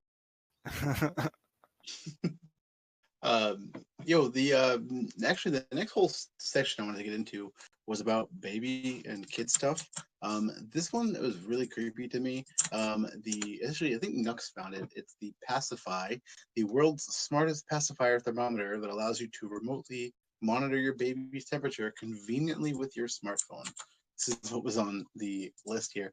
This is a pacifier that just collects data on your baby for some reason. I don't get it. I don't know. I don't have kids, so I don't really relate as much to it. But still, do you need to have a pacifier that has an IoT pacifier? I don't know. I swear there was a news story about these getting owned or something, didn't they? I'm not sure. I mean, the data is doubt it. Not terribly useful, but yeah, it's just another why do you possibly need this thing, you know? And then of course there's going to be like these paranoid mothers hitting F5 refresh. And then all of a sudden the baby's like going to take it out of their mouth or something, but they're not going to realize it, and then the temperature is going to start going down, and then all these thoughts are going to start racing through their mind about, oh my god, why is the temperature plummeting? And it's just a terrible idea altogether. Yeah. It's just like, I feel like it's one of those things that like markets to like the like insane, like unhealthy paranoia and like helicopter parenting kind of thing. It's like it kind of like perpetuates like a bad thing. A bad version of Black Mirror. Yeah. But yeah, I mean, like the whole like parent surveillance thing is it's fucking creepy. Yeah. I think it's kind of like the opposite. Like you get some shitty parents out there that just want to stare at their phone all day, no matter what, anyway, instead of paying attention to their kids. So now they can just be like, "Oh yeah, baby's still alive," and they don't even have to get off Facebook. It's kind of like companies that run app scams or like Nessa scans, and they consider that a pen test, just like check off the compliance sheet. Like, yeah, I'm parenting. This kid's at a certain temperature today. That really? Yeah. Oh, I'm PCI compliant. What would that be? Fuck, what would PCI compliant be for like a parent that's like checking their Wi-Fi thermometer? Yeah, like, baby is breathing. That's cool. What happens when baby is not breathing? Like, what's the latency from the time baby stops breathing to the time that like pacifier tells you about it? God. Yeah, I don't know. It's fucking. That's a scary. It's very, very dismal. God damn, we should have gotten Crazed on this one. Because he's a new dad. He would have had some funny stuff to input on this. But yeah, it's just the parenting stuff mixed in with it just really adds a new twist of dementedness. Well, yeah, and not to mention, like, obviously not the pacifier, like that data being harvested is kind of whatever, but like, yes, my creepy obsession with baby temperatures. Real specific niche of weirdo out there. Thought Zuckerberg was creepy. Yeah. What about like nanny cams and stuff like that as well? Like, you know, where they have the camera in like the bear or whatever, and they're like checking on the nannies, make sure the nanny doesn't shake the baby. But like, what about like we've seen plenty of IP cams, like, you know, where the nanny cam's connected to the cloud, and all of a sudden you can find them on Shodan, and a bunch of creeps are like looking at babies sleep. Yeah. Oh boy, man. But the parents can check on the baby while they're not there, right? The parents can leave the baby in the crib, and then they can go down to the local tavern, have a few beers, look at their phone. Oh yeah, baby. Hey, who wants to see my baby? Yeah, Just look at how the nice bar. he's sleeping. Like, who's with them? Oh, me. I've got them on the cam. Imagine if those products made their ways into like daycare centers. Like, you think it's creepy? Like your parents are using it. Like, what if the daycare was facilitating, like their service? They just have everything on a bunch of cameras and a bunch of biometric sensors that are just sensing the aggregate temperature of the room because it, like I don't know, some weird data analytics that basically says that the kids are not dead. Yeah, or like, what if like the company like that makes this shit gives it to the daycare and is like, here, get it at a discount price if you let us keep the data for whatever creepy purpose we want for the data. Yeah, and that's a huge thing. I think that that's something that a lot of people who buy these sorts of products for people, even if they do it in absolute earnest, saying, "Oh, I'd love for you to have this thing and make your life easier," blah. It's still not considering the fact that there's zero accountability for any of these companies if anything happens. If your entire baby's life and DNA sequence gets somehow leaked, which it probably will in the future, there's nothing that anybody's going to be able to do about it. It's just Yeah, so I think it's Ancestry.com. Have we got that on the list? I don't think we do. So Ancestry.com have been advertising on TV here, or is Ancestry.com that I don't know, whatever, to get a gene sequencing kit for your family members for Christmas. So they can find out, there's that whole episode of South Park where Randy finds out that he's part Neanderthal. And, it's like, as a responsible person, do I really want my family using that stuff? Which doesn't just extend, if I give it to a cousin or a sibling or your parents or something, there's a very good chance that your DNA is not very. So. Oh yeah. Well, it's like that. Yeah, like we saw with the whatever killer that just got arrested. It was like, yeah, oh yeah, my cousin took a DNA test. And now they know I'm a murderer. Right. Yeah. It's like, yeah, it's creepy that the amount of like separation that you can have and still be identifiable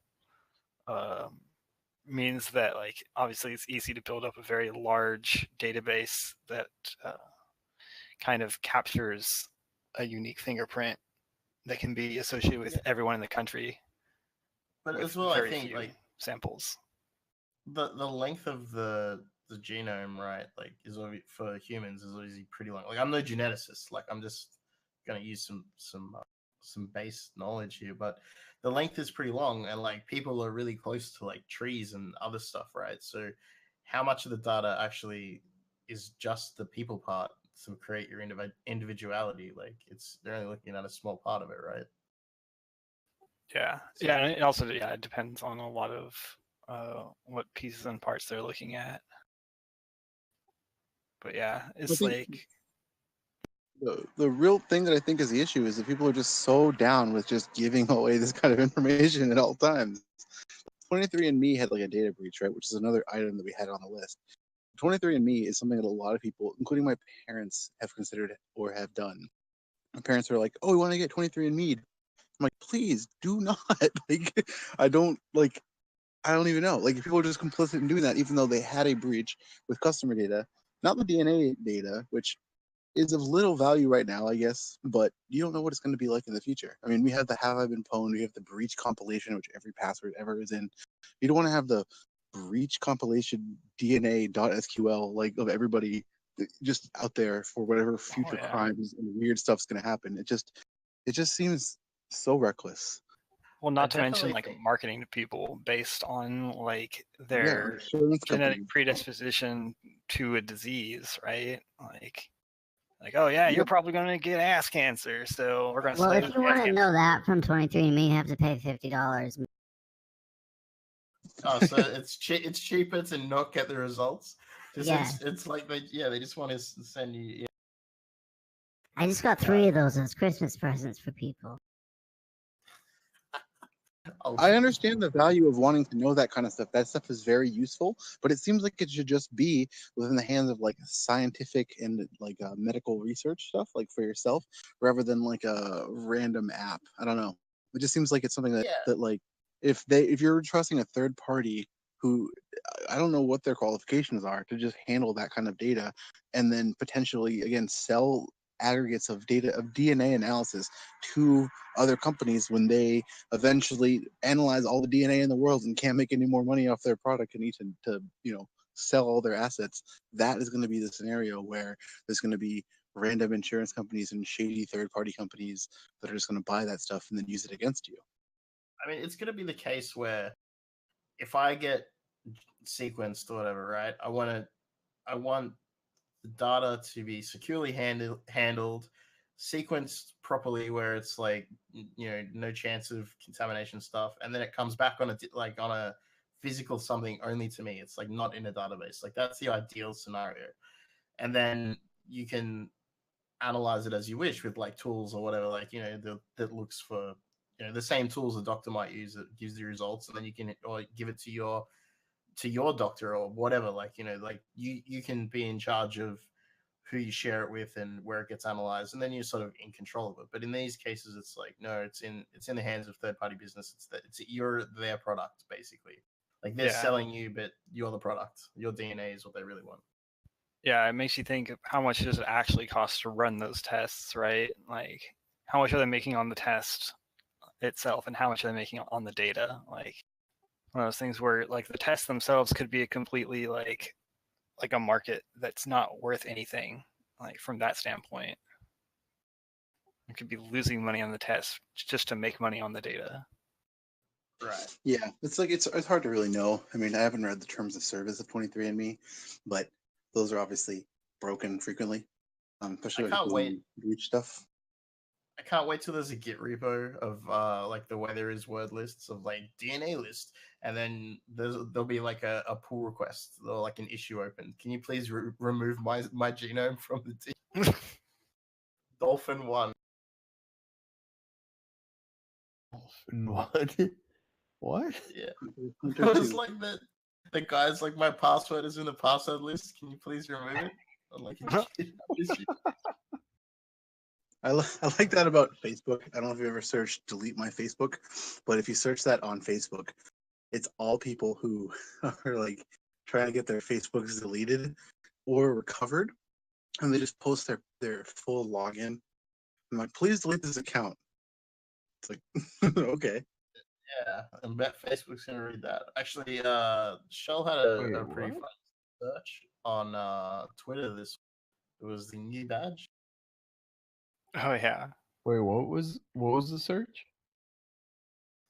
People getting their Search delete my Facebook on Facebook and look at all of the different delete my Facebook groups, because crafty people have set up pages called delete my Facebook official, and then people go in and just give so much personal information to Mark Zuckerberg, I guess. They think they're talking to directly, to ask them to delete this information about them, and it's it doesn't work like that. But there's a lot of it. I actually have a hefty collection of really funny screenshots from that for a future post.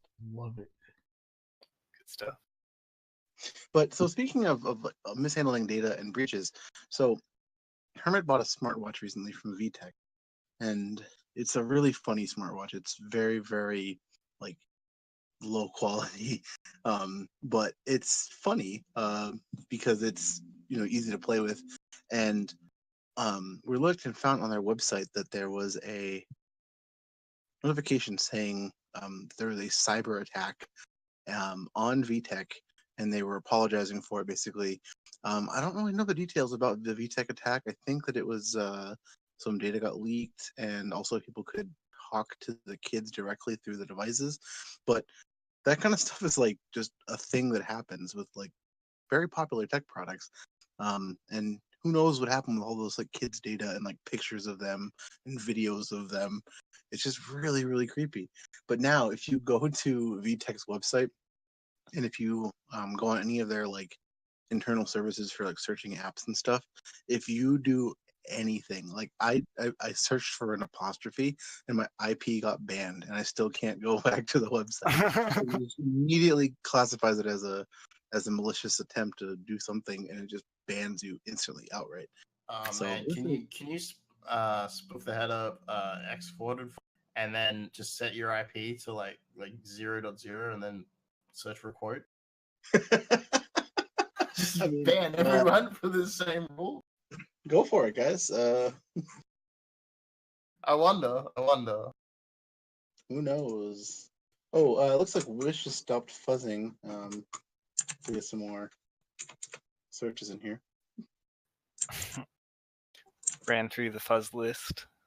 More yeah, fuzz. If anybody wants to be in our bot fuzzing channel and fuzz any of our magical bots, go for it. My favorite one was that the Bible bot is like, it'll search through the entire Bible and give you back every instance. So if you search for the letter E, it returns almost every single one. It takes like a minute to get back to you with the results. Yeah, there's some really cool bots on here though that we found interesting to play with. But yeah, a lot of these are just hitting APIs that those are what we're actually fuzzing. So it's cool to see. But we've if you check the pinned messages in the bot fuzzing channel, there's some really interesting results in there. So yeah, the last one we have here is from L'Oreal. L'Oreal released a smart hairbrush for some reason. I don't know why, but it's apparently a hairbrush that just checks the quality of your hair by brushing your hair, and it's made by a company that sells hair products. The L'Oreal Research and Innovation Technology Incubator. Oh yeah. Wow. Sweet. Hair health, 65%. Oh my god. Yeah, I feel like a lot of this kind of stuff too, a lot of the actual products themselves don't seem like they really add much value or do anything. Like, how does this actually work? So it says here, this product here, a microphone that listens to the sound of hair brushing to identify patterns, providing insights into manageability, frizziness, dryness, split ends, and breakage. A three-axis load cells that measure the force applied to the hair and to the scalp when brushing, an accelerometer and a gyroscope to further analyze brushing patterns, and conductivity sensors to determine if the brush is being used on dry or wet hair in order to provide an accurate hair measure. Why can't people just use their fucking hand to figure that out? Yeah. Yeah, exactly. It's mean, really like, just don't get me reading wrong. people's emotions. Like Yeah. if someone's brushing their hair all pissed off, they're like, "Oh, Yeah. opportunity to It reminds sell." me of like a mood ring or something. It's I was not about really to say that. It doesn't Yeah. do anything. I will say that, like, the fact that someone like created metrics for all this is like neat, right? Like, there's some neat like science that you could do it. However, like, the application of it in like a consumer product is just like, ugh. Yeah, I don't even know. I don't. A lot of these kind of things just literally seem like they don't really add much value except for just collecting data and trying to sell you more stuff. Because this app probably also has in-app ads because it's made by L'Oreal. Oh, Yeah. lovely. To resell you more hair products because you're dumb enough to buy a hairbrush that will sell you more products. Nice. Also, in this link here, it just has the L'Oreal share price on the top, which is really weird to just have your share price in the header of your website. But yeah, cool. So we've gotten to the last little thing here that I wanted to discuss was smart locks, which is interesting. There's tons and tons and tons of smart locks, whether they're Wi-Fi or Bluetooth enabled or some other weird NFC. There are a lot of these kinds of locks, and they all have vulnerabilities. There's the ones that what was the one that who was it? Cyber Gibbons and Pentest Partners had looked at.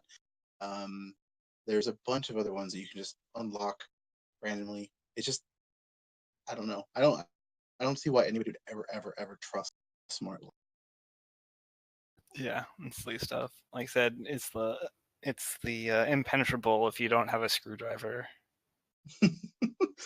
Yeah, I don't know, it's completely ridiculous. I can't believe that like this is an actual product, because then some bigger companies will make stuff like this, and they might even do a pretty okay job.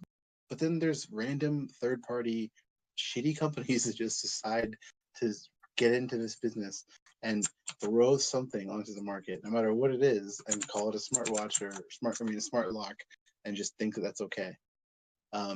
Yeah. So this, I think I just shared it. Yeah, this wireless door lock. So there's breakdowns of the different types of them. They all look terrible. Like it, I don't get it. And some of them integrate with like other vulnerable stuff like Nest and Ring. That just, yeah. Like one of them here is you can has voice commands with Siri and remote control with Apple TV. Like, why would you want to have like anything like that? Like a lock that just goes through like Apple TV through your Siri, like. Yeah, like I think a lot of people, I guess, are cashing in on this whole like smart IoT type thing, like smart home stuff. One of the things that I have seen advertised as well was a hose thing that turns the tap on and off, basically. So like you leave the physical tap on, and it's a Bluetooth connected tap. Like imagine just walking around, like going around or driving around neighborhoods and just like blasting out like whatever you need to do to turn the tap on, just turning all the taps on. Like just what is to stop anyone from doing that? Like I don't know, like with the Bluetooth pin, the pairing pin, like a 6-digit like number that you run through, like you capture it and then you smash it through whatever the thing's called to crack it. Yeah. Also, can I just say that apparently L'Oreal, I just looked, they have 35 different Android apps that they've published. What the? Nice. What do they even do? Shampoo company? That's more like, oh my god, dude. That's more than me. Yeah. Like a hair company is putting out more apps than somebody that's actually interested in tech. Yeah, one of them is for a smart UV patch that tells you how long you've been in the sun, which is actually kind of neat. I will say that. It's useless to me, so whatever. Yeah, I mean, well, I've seen your skin tone. You've never seen the sun in your life. Translucent. Dude, I've only ever seen you at nighttime for real. But yeah, 35 apps. Jesus Christ.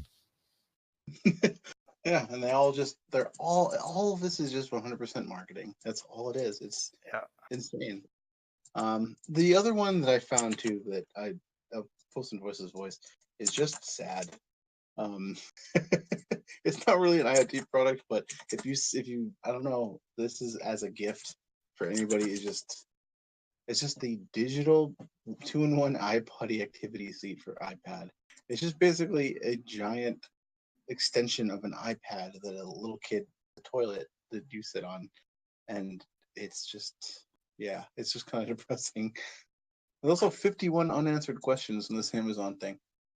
Oh yes. What's really funny, like the iPad thing is like the extension of how to get your kid to shut up, and then it's training them that when they go to the bathroom, you that's what you do. You put your phone out and just sit there. Like it's getting them young. Getting them young. Training them to to use their smart device in the bathroom. So somebody just said, in their questions and answers, can I get one in adult size with wheels and a motor to run errands around town? And then people are like, now that makes sense. Sign me up.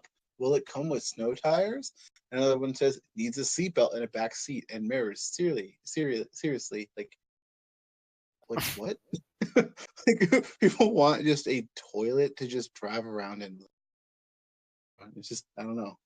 That's just like it's just the most depressing thing I've ever heard in my entire life. Like to like actively want and post about with your like real name on here. Yeah, That is pretty depressing. The And I most feel like all these products just are. That's like what it is. It's just like it's just trying to be as lazy as possible, and just utilizing technology to not to make the world a better place, just to literally be a piece of shit and just sit around and just shit into like an iPad case, basically. That's in Idiocracy, the guy's chair that I forget the guy's name, that when he's watching Ow My Balls, he's on in like a lazy boy that's also a toilet, and he's drinking through a tube. That's the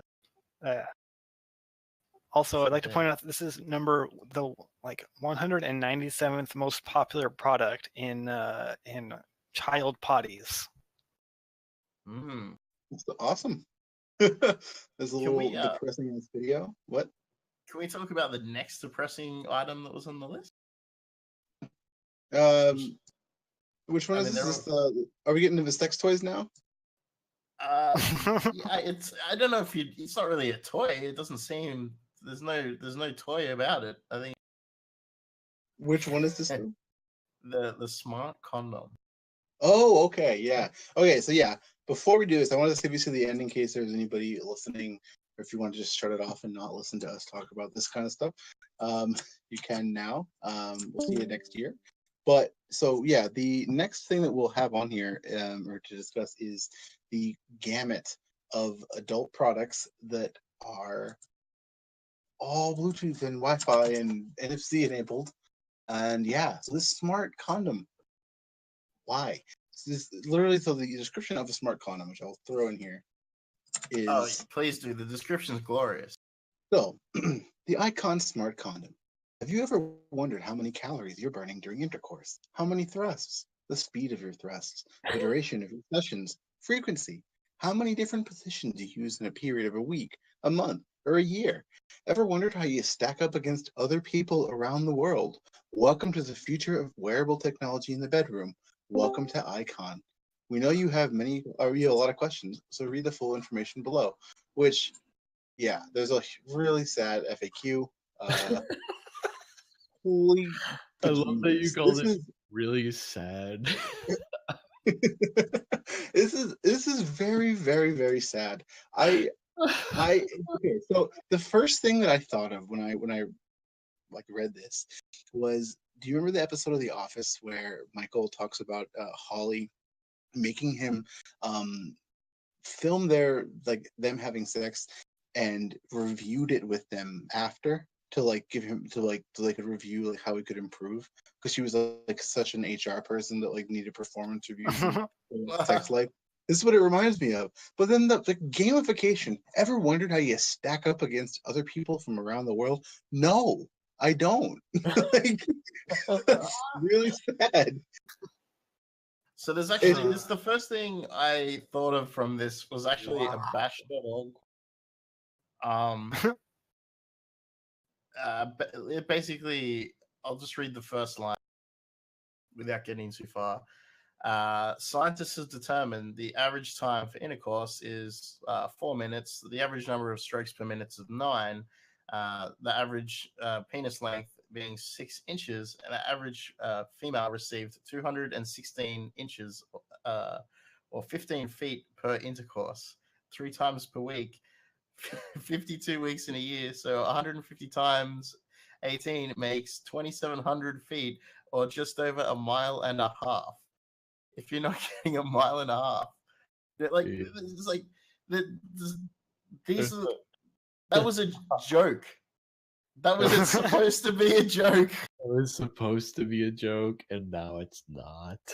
And now you can be on the leaderboard. Who wants, like, why? It's also $81. Like, not like, why? Actually, I feel like it's a little. But like, is a dishwasher safe? Probably. I love like having a little Bluetooth like rune on anything related to anything like that is just really sad. But yeah, get that high score, Mario. It is just very, very sad. So the thing about these kind of things is that, yeah, there's all this information that gets just collected. And this one that I forget who shared this, a vibrator company, WeVibe, had to pay women $8,000 compensation after collecting intensity settings and other data from them without their consent. So this company was just collecting data on the usage of these kinds of products that they said explicitly they would not collect and share, and they did on like sex toys. Like, why? It'd be pretty interesting if like you were a porn producer and you wanted to see like what portions of your film were the most intimate. Like, it might help you in like producing more detailed or longer content. There's a million different like weird hypotheticals, but whew. I think isn't that stuff already tracked the same way? I think one of the things with the porn aspect is that it already has pushed the internet since the beginning of the internet. You know, like it's I guess there was probably porn streaming before like regular YouTube the YouTube we know now. Real player. Yeah, and you know there was all these technologies and stuff came from that, but with those, like we see even in the analytics of YouTube videos and Twitter, not Twitter, Twitch videos and stuff, you can already see where your most watched sections are. So I guess like that would be gathering the same metrics without using a device, like a much easier way to gain those metrics. And I would say that it's probably already being, sucked up in a bunch of ways without a device. So. Right, but then how do we get our $1 billion from the VC guys? It's probably from just making heaps of porn. Really, I think it's pretty. It's a pretty lucrative business. That's a $1 billion idea. Making heaps of porn. Yeah. So blank check. Can you use the word blockchain in there though? Oh hell yeah! So there's been quite a few talks about this actually, and reports from people. I just posted in Voice's Voice about the legacy vulns in sex toys, and that's a huge thing. There's actual vulnerabilities in a lot of these, and they're the same as any other IoT devices, where they're just open up to the internet for some reason, and they just people are able to just literally like watch you have sex, and it's just not like, it's weird. Like, I don't understand why you'd ever want to have anything like this. Well, the vulnerabilities, I guess, in sex toys already, I guess, is like searching for those being known as screw driving. The fact that it even has a term, like it's already a thing. It's too late. We've come too far. There's no turning back. Oh my god. But it's just also at the same time, like, yeah, they're doing it, but it's the same marketing issues that are in all of this. It's the same marketing issues, like marketing and trying to get stuff out onto the market as quickly as possible is the reason why there are these issues as well. So then there's all these really shady companies that are trying to copy off of another big company that made the first, I don't know, whatever, sex toy, and then they just, or any other IoT product for that matter, they just slap an ESP8266 on something with the same default configuration that every single person who's ever built anything with that knows, and they just let it loose on the internet. So what was that oh man, there was a Wii add-on that was supposed to come out using the Wiimote's functionality to have an interactive session with your partner over the internet. And I don't know if it ever came to fruition, but I remember reading about it like sometime. But I think like those ideas of building stuff like that has already, I guess, not specifically with the Nintendo Wii, but with other devices, I'm pretty sure that you can already interact with them over the internet. So it's called teledildonics. Oh yeah. You could probably make a fair bit of money if there was like a business where you were just like connecting people on Omegle or some shit like that had those fucking. Oh my god! It's a weird thought, but like a length check. Like, let's say you charge like $1 a month for admission to the service. It's not some bad money if you get a bunch of people that are into that. Are you a pimp at that point, though? Cyber pimp. Yup. I dibs that handle. I dibs that handle. So yeah, this has definitely been about this because there are going to be more and more of these kinds of products that are going to continue to come out, and we're going to continue to find vulnerabilities and continue to just have these aggressive size of just disbelief and frustration. But yeah, if anybody here got any of these products for anybody, I don't know, I guess also when you do talk to them about the potential vulnerabilities that could happen, because there are tons of stuff that we haven't even been able to get to in this sort of field, with very specific and well-known vulnerabilities that don't really hurt the company that much. They just do an apology page and some filtering on their website, and then kaboom, they're secure. Oh wow! Someone in the Twitch chat said people are simulating sex in VR chat using teledildonics. Oh, that's really interesting. I didn't even think of that, but well, VR. So like Second Life already, like I've seen some weird places on Second Life, and there's like 3D modelers and animators who basically make their living like, I don't know if anyone knows. I don't know how many people know this, and if you do, I feel sorry for you. Like, I feel sorry for myself. It's a sad state where like their entire like thing is building like thrusting actions for models and modeling like high quality like anatomy of not just humans but also like furry stuff and like other weird fetish things that people are, I don't know, whatever people, but all a spectrum of things that people want to role play as. And then you think about that Second Life. Now you're adding VR to the whole thing, and now you're adding internet dildos. Like, where does it? What next? Are people going to be simulating that they're other species or something? I don't know. Is that does that go into like the crime zone? I'm not sure. The crime zone. Yeah, like where does that? Where does the line end? I don't. I think as we've seen historically with sex stuff, it never ends. That it just goes. It's deeper and darker. People are great. Humanity is awesome. Yeah. Yeah. All of the great technology.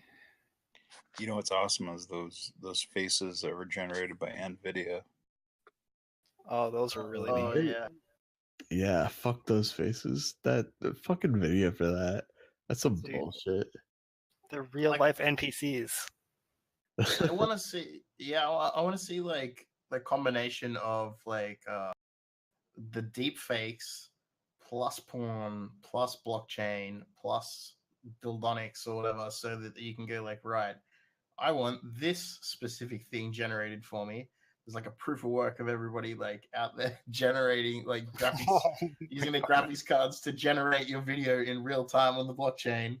Comes back, you got your stupid VR headset on, and then there's like a thing interacting with whatever the cloud blockchain AI request is being fulfilled. It's like, it's fucking messed up. That's like honestly just the end of the human race. Yeah. That's how it ends. It's inside.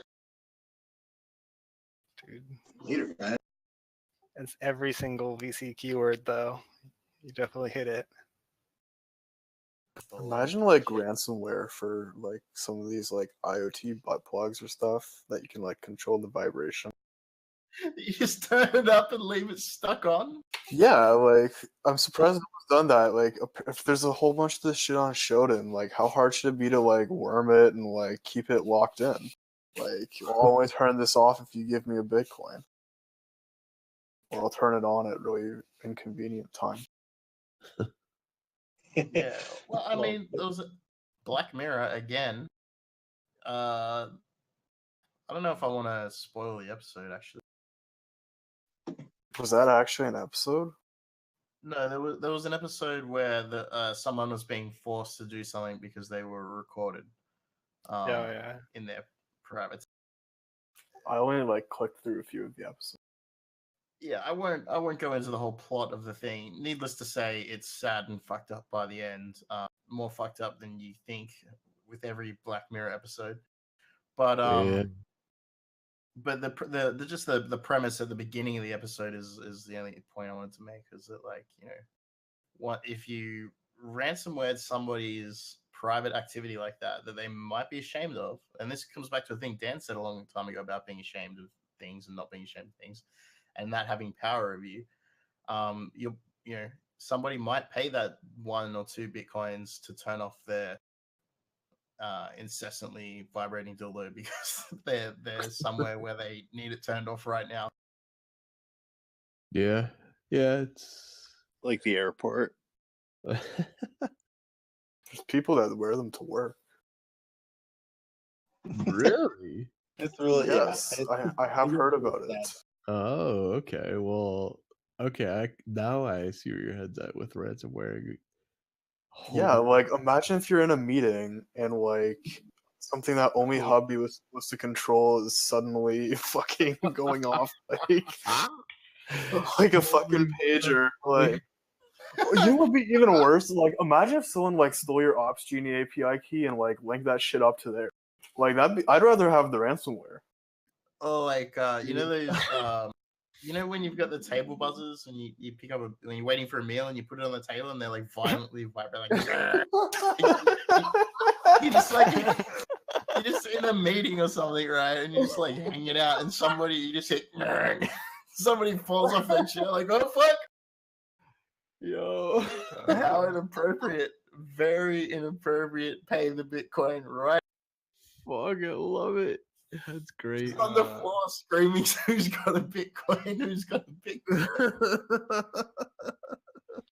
All right, we're getting it's time to cut the stream. Hey, this has been a great year. This has been awesome hanging out with all of you guys. Everybody here has been really cool.